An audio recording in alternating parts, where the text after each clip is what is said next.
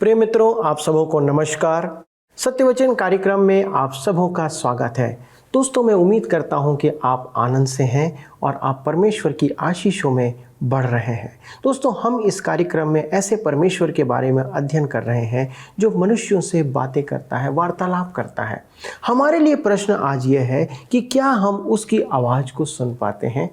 यद्यपि परमेश्वर बोलता रहता है, जब हम अपने आप को परमेश्वर के वचन के लिए समर्पित कर देते हैं तो उसकी आवाज़ हमें स्पष्ट सुनाई देती है। जैसा कि आपको मालूम है कि इस कार्यक्रम में हम बाइबल की एक एक पुस्तक का, एक एक खंड का क्रमवार अध्ययन कर रहे हैं और इसके द्वारा हमारे सृष्टिकर्ता परमेश्वर की ध्वनि को, उसकी आवाज़ को, उसकी आज्ञाओं को सुनकर उसके समीप आते हैं। बाइबल मानव जीवन की एक मार्गदर्शिका है कि हम अपने जीवन में कैसे चाल चलें। ये हमारे जीवन के प्रश्नों का उत्तर देती है। हमारे सिलसिलेवार अध्ययन में हम उन रहस्यों को सीख रहे हैं जो हर एक व्यक्ति को परमेश्वर के मार्ग में चलने के लिए जानना आवश्यक है और जानना चाहिए, ताकि वह परमेश्वर का विरोधी ना बना रहे। आप कहेंगे, हमने तो कभी परमेश्वर का विरोध नहीं किया है। यदि आप परमेश्वर की विधियों को नहीं जानते हैं तो आप परमेश्वर के विरोधी हो सकते हैं। और वचन इस बात को कहता है कि परमेश्वर के हाथों में पड़ना एक भयानक बात है। वचन का अध्ययन हमें इस भयानक बात से बचा सकता है और बचाता है। हम इन दिनों बाइबल में अंकित राजाओं के जीवन के साथ परमेश्वर के व्यवहार से अपने जीवन के लिए शिक्षा की बातों को सीख रहे हैं। आइए देखें कि परमेश्वर का वचन आज मुझसे और आपसे क्या बात करना चाहता है। मेरे मित्रों, आइए आज हम अपने अध्ययन में आगे बढ़ते हुए दूसरे राजाओं की पुस्तक 8 अध्याय उसके 9 से 10 पद में पढ़ते हैं। यहाँ पर लिखा हुआ है, तब हजाएल भेंट के लिए दमिश्क की सब उत्तम उत्तम वस्तुओं से 40 ऊँट लदवा कर उससे मिलने को चला और उसके सम्मुख खड़ा होकर कहने लगा, तेरे पुत्र अराम के राजा बेन्हदद ने मुझे तुझसे यह पूछने को भेजा है, क्या मैं जो रोगी हूं तो बचूंगा कि नहीं? एलिशा ने उससे कहा, जाकर कह, तू निश्चय बच सकता। तो भी यहोवा ने मुझ पर प्रकट किया है कि वह निसंदेह मर जाएगा। एलिशा के संदेश पर ध्यान दीजिए। तू निश्चय बच सकता, तो भी यहोवा ने मुझ पर प्रकट किया है कि वह निश्चय मर जाएगा। यह कैसी दुचित्ता बात है। राजा की मृत्यु की भविष्यवाणी सुनकर हजाएल के चेहरे को देखें। उसके चेहरे पर अभिमान भाव और फिर मुस्कान की अब वह राजा बनेगा। दूसरे राजाओं की पुस्तक 8 अध्याय के 11 पद में हम पढ़ते हैं, और वह उसकी ओर टकटकी बांध कर देखता रहा, यहाँ तक कि वह लज्जित हुआ और परमेश्वर का भक्त रोने लगा। एलिशा की आंखें उसमें झांक रही थी। हजाएल को विचित्र सा लगा। तब एलिशा रोने लगा। दूसरे राजाओं की पुस्तक 8 अध्याय के 12 पद में हम पढ़ते हैं, तब हजाएल ने पूछा, मेरा प्रभु क्यों रोता है? उसने उत्तर दिया, इसलिए कि मुझे मालूम है कि तू इस्राएलियों पर क्या क्या उपद्रव करेगा। उनके गढ़ वाले नगरों को तू फूंक देगा, उनके जवानों को तू तलवार से घात करेगा, उनके बाल बच्चों को तू पटक देगा और उनकी गर्भवती स्त्रियों को तू चीर डालेगा। हजाएल को बड़ा अचंभा हुआ। मेरा प्रभु क्यों रोता है? तू इस राजा के लिए रोता है जिसने तुझे मार डालने का प्रयास किया था। एलिशा वास्तव में राजा की मृत्यु पर नहीं रो रहा था। एलिशा अपने लोगों से प्रेम करता था। वह परमेश्वर से प्रेम करता था। वह परमेश्वर द्वारा दी गई सेवा से प्रेम करता था। परमेश्वर ने उसे भविष्यद्वक्ता नियुक्त किया था। उसका दिल दुखी था क्योंकि बेन्हदद निस्संदेह एक बुरा मनुष्य था, परंतु हजाएल इस्राएल को कहीं अधिक दुख देगा। यद्यपि एलिय्याह ने हजाएल का राजा होने के लिए अभिषेक किया था और हजाएल कहता है कि वह बुराई नहीं करेगा, एलिशा अधिक जानता था। दूसरा राजाओं की पुस्तक 8 अध्याय के 13 पद में लिखा है, हजाएल ने कहा, तेरा दास जो कुत्ते सरीखा है वह क्या है कि ऐसा बड़ा काम करे? एलिशा ने कहा, यहोवा ने मुझ पर यह प्रकट किया है कि तू अराम का राजा हो जाएगा। मैं नहीं जानता कि वह कुत्ता था या नहीं, परंतु उसने वही किया। हम दूसरे राजाओं की पुस्तक 8 अध्याय उसके 14 और 15 पद में पढ़ते हैं। तब वह एलिशा से विदा होकर अपने स्वामी के पास गया और उसने उससे पूछा, एलिशा ने तुझसे क्या कहा? उसने उत्तर दिया, उसने मुझसे कहा कि बेन्हदद निस्संदेह बचेगा। दूसरे दिन उसने रजाई को लेकर जल से भिगो दिया और उसको उसके मुंह पर ऐसा उड़ा दिया कि वह मर गया। तब हजाएल उसके स्थान पर राज्य करने लगा। एलिशा ने भांप लिया था, अतः उसके कहने का अर्थ यह था, निस्संदेह राजा अपनी चंगाई और जीवन का संदेश सुनकर प्रसन्न होगा। तू उसे यह शुभ संदेश सुनाएगा, परंतु तू उसे जीने नहीं देगा। यदि आप समय की सारणी देखें तो शेष अध्याय अधिक कठिनाई प्रस्तुत नहीं करेगा। आइए हम पढ़ें दूसरे राजाओं की पुस्तक 8 अध्याय उसके 16 से 18 पद। यहाँ पर लिखा है, इस्राएल के राजा आहाब के पुत्र योराम के 5वें वर्ष में, जब यहूदा का राजा यहोशापात जीवित था, तब यहोशापात का पुत्र यहोराम यहूदा पर राज्य करने लगा। जब वह राजा हुआ तब 32 वर्ष का था और 8 वर्ष तक यरूशलेम में राज्य करता रहा।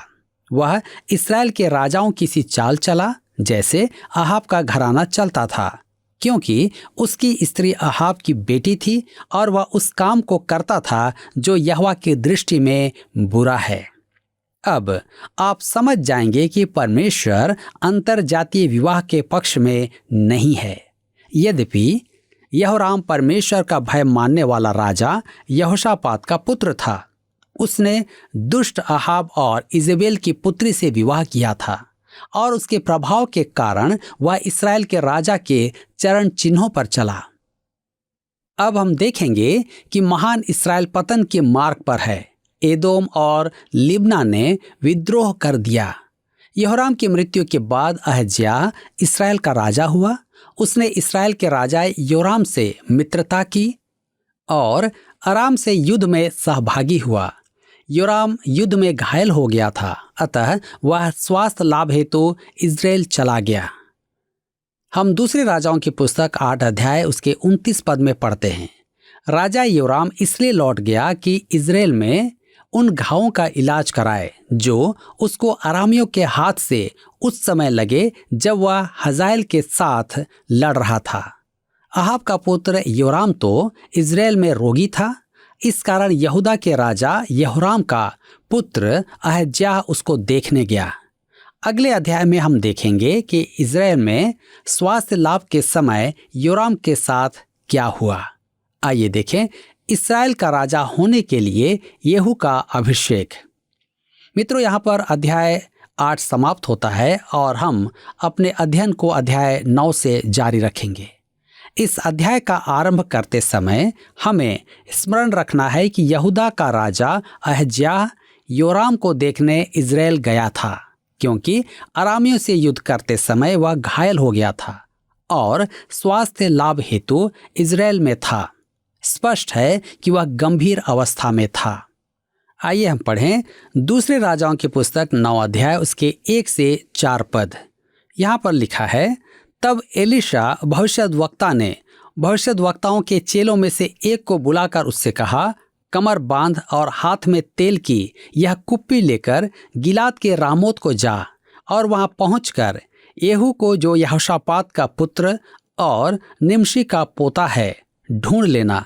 तब भीतर जा उसको खड़ा कराकर उसके भाइयों से अलग एक भीतरी कोठरी में ले जाना। तब तेल की यह कुप्पी लेकर तेल को उसके सिर पर यह कहकर डालना, यहोवा यूं कहता है कि मैं इस्राएल का राजा होने के लिए तेरा अभिषेक कर देता हूं। तब द्वार खोलकर भागना, विलंब न करना। अतः वह जवान भविष्यद्वक्ता गिलाद के रामोत को गया। मेरे मित्रों, ध्यान दीजिए कि उस युवा भविष्यद्वक्ता ने एलिशा का आज्ञा पालन किया। आप देख रहे होंगे कि एलिशा अपना काम दिखाता नहीं था। आप कहेंगे कि उस युवा को येहू का अभिषेक करने के लिए भेजने की अपेक्षा एलिशा को स्वयं जाना था। आपको स्मरण होगा कि शाऊल का राज्याभिषेक करने के लिए शामुएल स्वयं गया था। दाऊद का अभिषेक भी उसने स्वयं उसके घर जाकर किया था।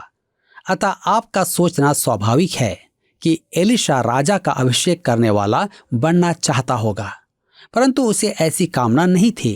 उसने एक युवा भविष्यद्वक्ता को भेजा कि येहू का अभिषेक करे। उसने गुप्त एवं व्यक्तिगत रूप से यह काम किया। संभवतः उसने इसी कारण एक युवा भविष्यद्वक्ता को भेजा कि उस पर कोई संदेह नहीं करेगा। इस प्रकार येहू का राजा के लिए अभिषेक किया गया। आप धर्मशास्त्र देखेंगे कि वह खूनी दुष्टों में से एक था, तथापि उसने अनेक क्षेत्रों में परमेश्वर की इच्छा पूरी की। परमेश्वर ने कहा था कि वह अहाब के घराने से प्रत्येक पुरुष को समाप्त कर देगा। इस्राएल में उसका एक भी कुटुंबी पुरुष नहीं बचेगा। दूसरे राजाओं की पुस्तक 9 अध्याय उसके 9 और 10 पद में लिखा है, और मैं अहाब का घराना नबात के पुत्र यारोबाम का सा और अहिय्याह के पुत्र बाशा का सा कर दूंगा, और इजेबेल को इज़राइल की भूमि में कुत्ते खाएंगे और उसको मिट्टी देने वाला कोई ना होगा। तब वह द्वार खोलकर भाग गया। इजेबेल अपनी दुष्टता के लिए परमेश्वर के दंड से नहीं बचेगी।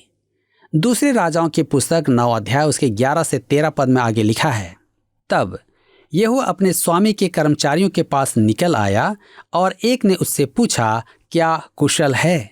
वह बावला क्यों तेरे पास आया था? उसने उससे कहा, तुमको मालूम होगा कि वह कौन है और उससे क्या बातचीत हुई। उन्होंने कहा, झूठ है, हमें बता दे। उसने कहा, उसने मुझसे कहा तो बहुत, परंतु मतलब यह है, यहोवा यूं कहता है कि मैं इस्राएल का राजा होने के लिए तेरा अभिषेक कर देता हूँ। तब उन्होंने झट अपना वस्त्र उतारकर उसके नीचे सीढ़ी ही पर बिछाया और नरसिंगे फूंक कर कहने लगे, येहू राजा है।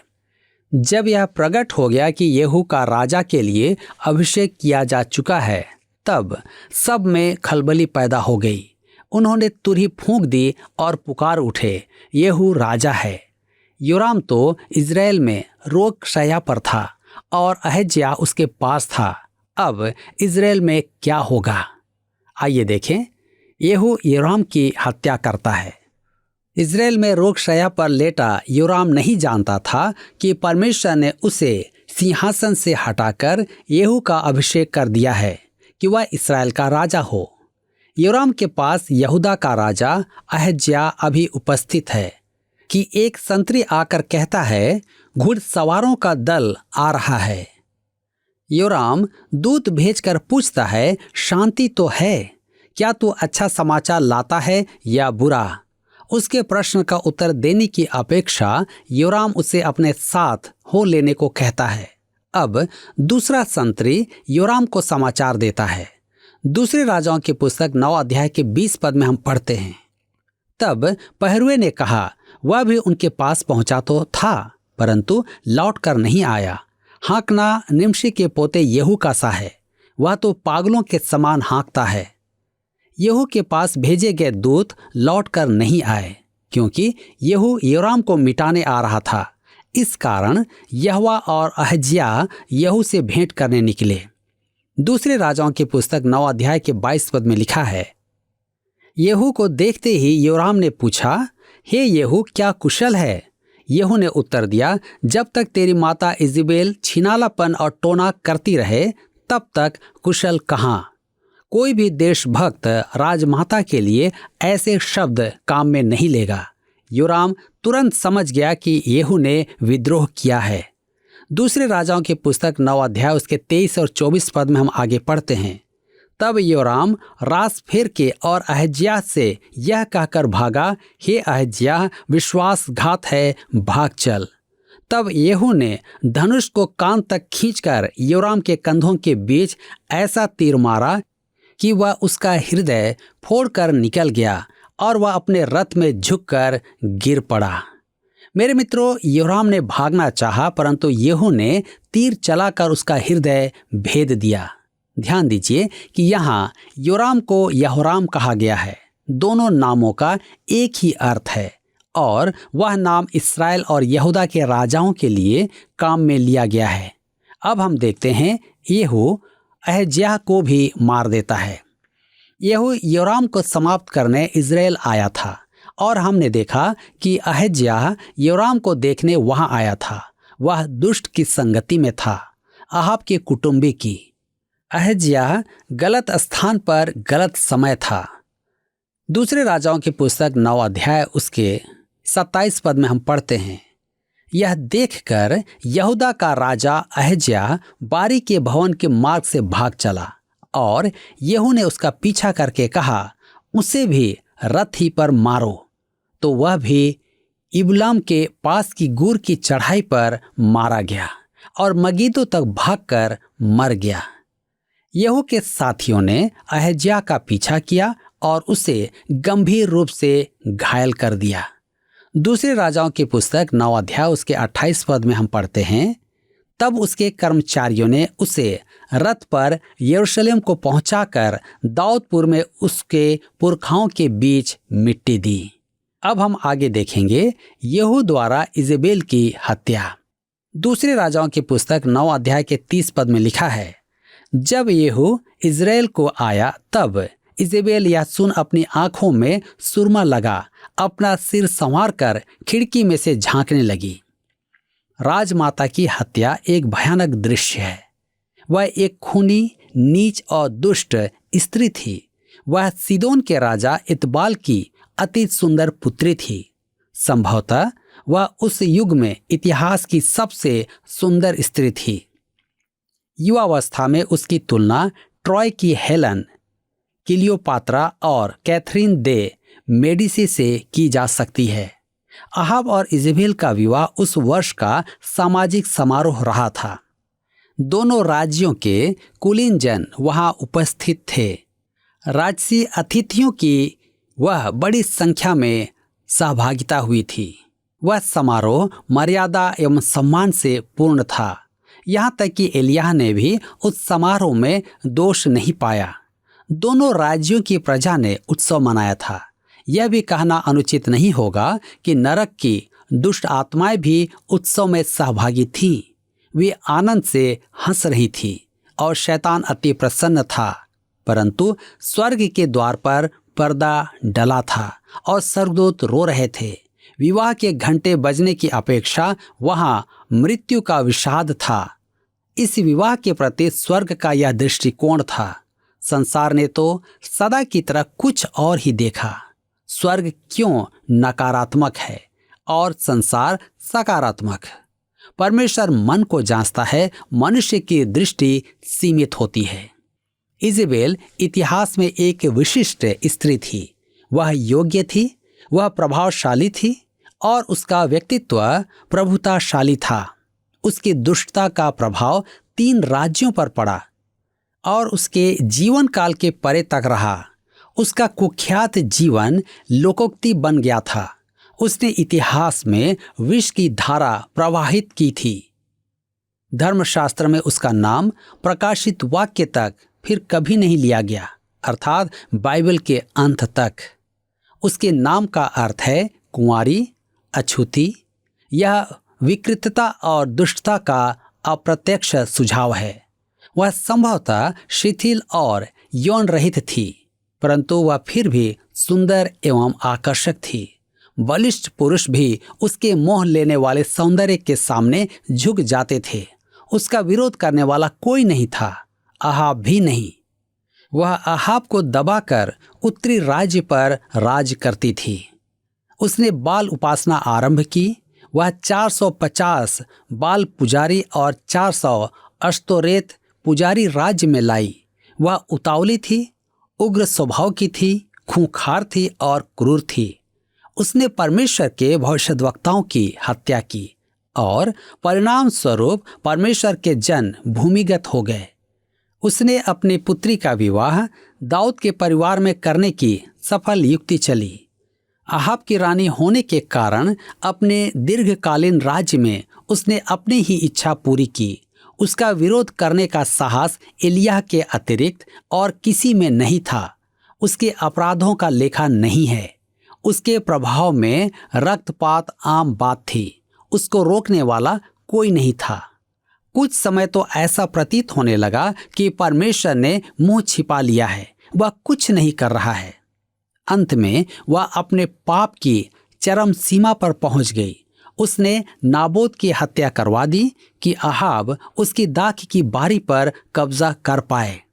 उसके काम निरंकुश और निरीशंस हत्याएं थी, सब कायरता के काम थे और स्वर्ग कब तक चुप रहता। परमेश्वर का धीरज टूट गया था। उसने एलिय्याह को भेजा कि दंड की घोषणा करे। लेखा लेने का दिन आया। पहले अहाब मारा गया और भविष्यवाणी के अनुसार कुत्तों ने उसका खून चाटा। अब इजेबेल की बारी थी। वह पैरों तले रौंदी जाएगी और कुत्ते उसका मांस खाएंगे, यहाँ तक कि उसके दफन के लिए कठिनाई से ही कुछ बचेगा। अहाब की मृत्यु हुए 14 वर्ष हो गए थे और इसमें संदेह नहीं कि इजेबेल ने भविष्यवाणी की पूर्ति पर विश्वास नहीं किया। उस पर कोई अंतर नहीं पड़ा और वह परमेश्वर को चुनौती देती रही। वह अहाब की मृत्यु को एक दुर्घटना समझकर इज़राइल में ही रही। वह सोच रही थी कि वह तो बच जाएगी, उसे कोई हानि न होगी, परंतु परमेश्वर का नियम जीवन के प्रत्येक चौराहे पर स्पष्ट लिखा है। गलातियों के पत्र 6 अध्याय उसके 7 पद में लिखा है, धोखा न खाओ, परमेश्वर ठट्ठों में नहीं उड़ाया जाता, क्योंकि मनुष्य जो कुछ बोता है वही काटेगा। और लूका रचित सुसमाचार 6 अध्याय के 38 पद में लिखा है, जिस नाप से तुम नापते हो उसी नाप से तुम्हारे लिए भी नापा जाएगा। मेरे मित्रों, इतिहास का यह अध्याय सबसे अधिक घृणित और परपीड़ानात्मक है। यह रोंगटे खड़े कर देने वाला और भयानक वरन अंतर्नाद से पूर्ण है। धर्मशास्त्र में यह सर्वाधिक घृणित एवं तुच्छ दृश्य है। इजेबेल राजमाता है। वह इज़राइल के राजमहल में सुख सुविधा में वास कर रही थी, परंतु एलिय्याह की भयंकर भविष्यवाणी अभी पूरी नहीं हुई थी। अकस्मात ही उत्तर दिशा से एक तीव्रगामी रथ आया। वह यहू का था, जो आवेश के साथ आ रहा था। उसने 2 राजाओं को घात किया था, यहूदा और इस्राएल के राजाओं को। योराम उसी का पुत्र था। अब वह क्या करेगी? वह आंखों पर रंग लगाकर, बाल संवार कर खिड़की से झांकती है। यह घमंडी स्त्री अब सोच रही थी कि वह अपने विरोधी को अपनी सुंदरता में फंसा लेगी। उसका पोता 22 वर्ष का था। अब वह जवान नहीं थी, वह बूढ़ी हो गई थी। कैसा भी सौंदर्य प्रसाधन इस बूढ़ी रानी को जवान नहीं बना सकता था। यहू को ऊपर के झरोखे से देखकर वह मीठे बोल बोलने लगी। पिछले प्रश्न का उत्तर है ए, सेना की आहट सुनकर। आराम की सेना जिसने शोमरोन को घेर रखा था, सेना की आहट सुनकर वहां से भाग गई। आज का प्रश्न है, हजाएल के सामने एलीशा क्यों रोने लगा? ए, उसे बुरा भला कहने पर। बी, राजा के क्रोध के कारण। सी, भविष्य में इज़राइल की दशा को देखकर। डी, युद्ध में हार जाने के कारण। मित्रों, इस प्रश्न का उत्तर हमें कल सुबह 6 बजे से पहले विकल्प ए, बी, सी या डी के साथ अपना नाम, पता, स्थान के साथ 9651433397 पर SMS या व्हाट्सएप करें। सभी विजेताओं को विशेष पुरस्कार प्रदान की जाएगी। धन्यवाद। क्या आपको यह कार्यक्रम पसंद आया? अभी हमें एक मिस कॉल करें और आप अगले विजेता हो सकते हैं।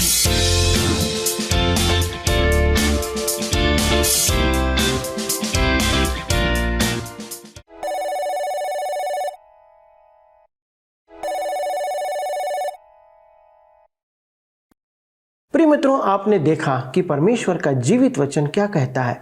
2 कुरिन्थियों 6वां अध्याय 14 पद में लिखा हुआ है, अविश्वासियों के साथ असमान जुए में ना जुटो, क्योंकि धार्मिकता और अधर्म का क्या मेलजोल, या ज्योति और अंधकार की क्या संगति।